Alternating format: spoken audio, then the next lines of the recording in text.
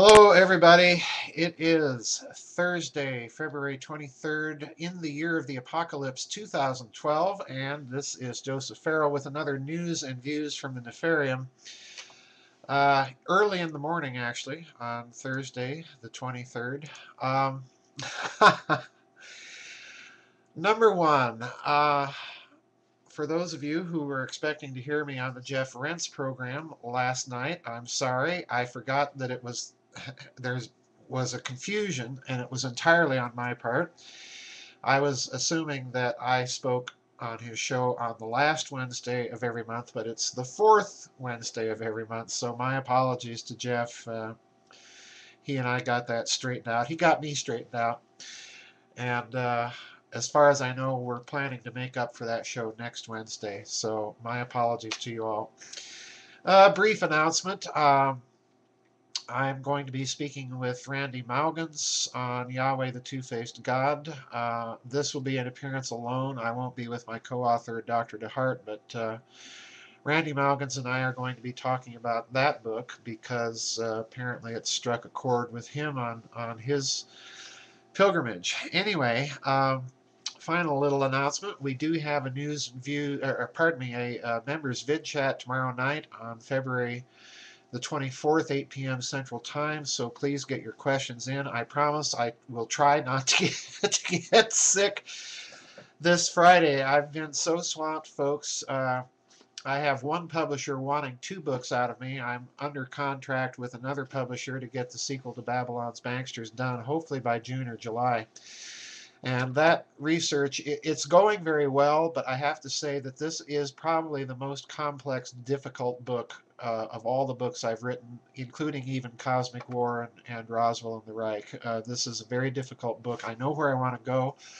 I've uncovered a lot of exciting, interesting things. I even let hints out in the members area with the last series of interviews I did with Daniel Degree, my web developer, but I didn't connect them quite the way I'm connecting them in this book. But anyway, that's coming along, so I wanted to remind everybody about the members vid chat. Now, in the news today, I'm posting on the website, not necessarily on YouTube, but on the website with this news and views, a long series of articles about resignations of various governments, but especially banksters all around the world seem to be resigning in droves.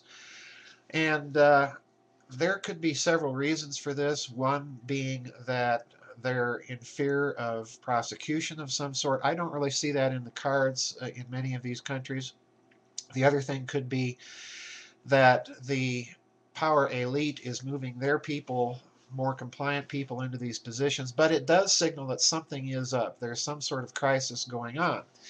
Now, in that respect, Anonymous recently attacked the Wall Street Journal for an article that the Wall Street Journal did on the growing power of Anonymous.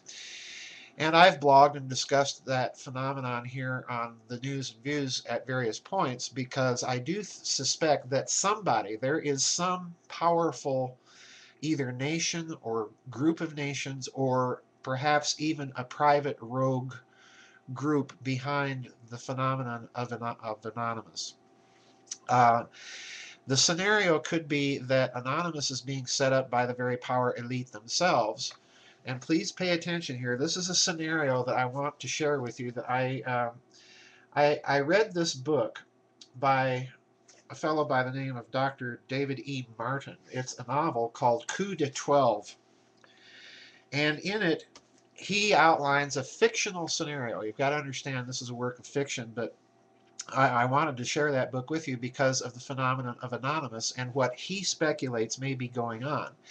He speculates that the group has been created to eventually wipe out all memory within the cyber banking world of the transactions that the banksters have done, so that with no memory they won't be subject to prosecution and they'll simply get away with all that loot. Well, that's one scenario that's possible. The other scenario, like I say, is it could be a legitimate rogue group that's going after these people. We don't know, but I find it very suspect that this is coming at the same time that you have all these mass resignations of bankers around the world.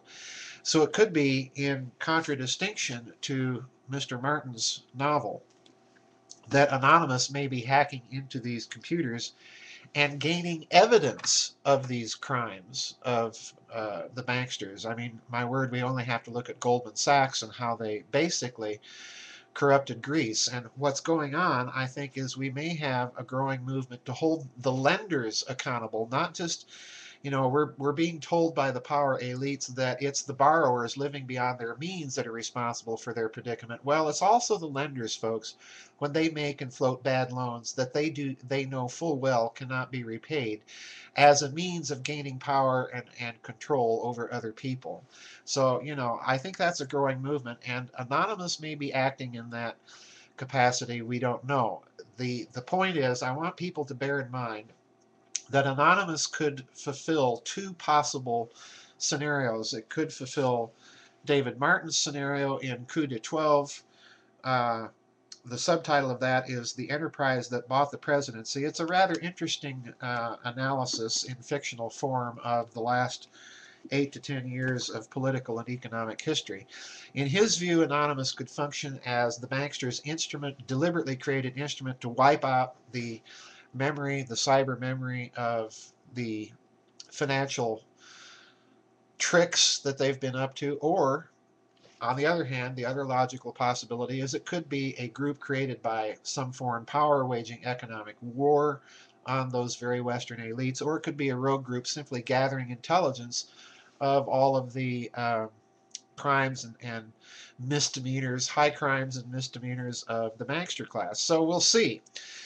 It's a possibility. These are all possibilities, and I'm relying upon all of you out there to keep me updated as to what's going on, because right now I'm trying to write 3 books plus another ebook in the Apocalypse Theater series with Dr. DeHart. I'm kind of busy, so I don't really have time to do the research that I used to do on all of these things, but I do thank all of you for forwarding me information. And I'll look forward to seeing the members in the vid chat on Friday. That's at 8 p.m. Friday, February 24th at 8 p.m. So anyway, that's it for this week's news and views from the Nefarium. And I see everybody on the flip side, folks. God bless everybody.